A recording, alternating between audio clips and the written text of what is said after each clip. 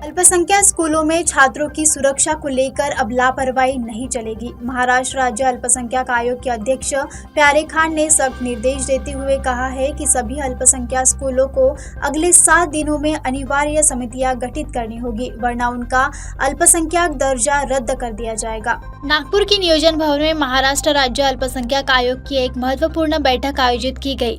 बैठक की अध्यक्षता कर रहे थे आयोग के अध्यक्ष मंत्री दर्जा प्राप्त प्यारे खान। बैठक का उद्देश्य था अल्पसंख्यक स्कूलों में छात्रों की सुरक्षा सुनिश्चित करना और उसके लिए शासन निर्णयों के अनुपालन की समीक्षा करना।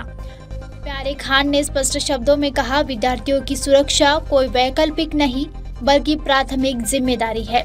उन्होंने निर्देश दिया कि अगले 7 दिनों के भीतर हर अल्पसंख्यक स्कूल में शाला व्यवस्थापन समिति, महिला तकरार निवारण समिति, विद्यार्थी सुरक्षा समिति और भौतिक सुविधा विकास समिति का गठन अनिवार्य रूप से किया जाएगा।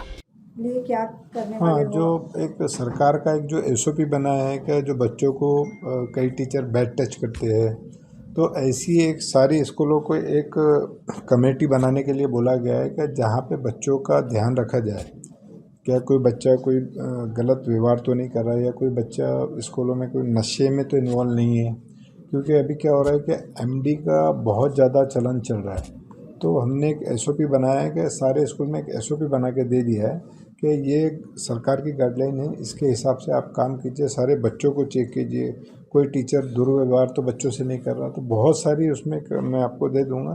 तो बहुत सारी उसमें चीज़ें जो स्कूलों के लिए हमने स्पेशल एसओपी बनाया है। पहले ऐसा कभी स्कूलों में होता नहीं था, अभी हमने आगे से उसको लागू कर दिया। शिक्षा विभाग को भी दिया, यहाँ की जो डायरेक्टर है उनको डिप्टी डायरेक्टर को दिया, और इस पर जो भी स्कूल अगर ऐसा इसमें पाया गया कि उसको फॉलो नहीं कर रहा है तो उस पर हम कार्रवाई करेंगे। हाँ है, उसमें हमारे एसओपी में कि हर स्कूल में सीसीटीवी कैमरे होना ज़रूरी है, शौचालय प्रॉपर होना चाहिए, स्कूल को रंग पेंट बराबर होना चाहिए, फर्स्ट एड बॉक्स होना चाहिए।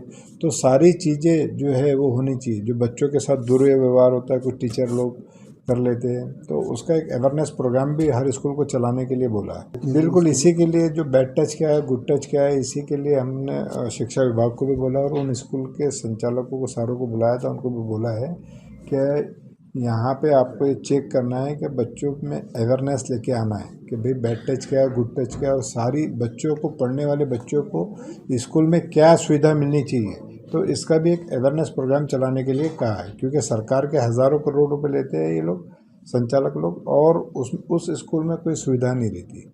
तो ऐसी स्कूलों पे हम लोग कार्रवाई भी करेंगे। उस पर बिल्कुल डेफिनेटली कार्रवाई करेंगे। उसकी संस्था को रद्द करवाने की कोशिश करेंगे, उसका माइनॉरिटी स्टेटस लेने का सोचेंगे, या फिर वहाँ पे एडमिनिस्ट्रेटर बैठाने का सोचेंगे। तो ये बहुत सारे काम होंगे अभी। इन आरोपों पर प्रतिक्रिया देते हुए प्यारे खान ने कहा, शिक्षा का स्थान मंदिर है, कोई निजी धंधा नहीं। दोषियों को सख्त कार्रवाई की जाएगी। साथ ही स्कूल प्रमुखों ने संचालन में आ रही दिक्कतों और विशेष निधि की जरूरत पर भी जोर दिया। शिक्षा मंत्री से इस विषय पर चर्चा करने का भरोसा दिलाया। इसी बैठक में वक्फ भूमि से जुड़ी लंबित शिकायतों पर भी सुनवाई हुई। आयोग की यह बैठक न केवल एक प्रशासनिक कदम थी बल्कि एक सख्त संदेश भी थी।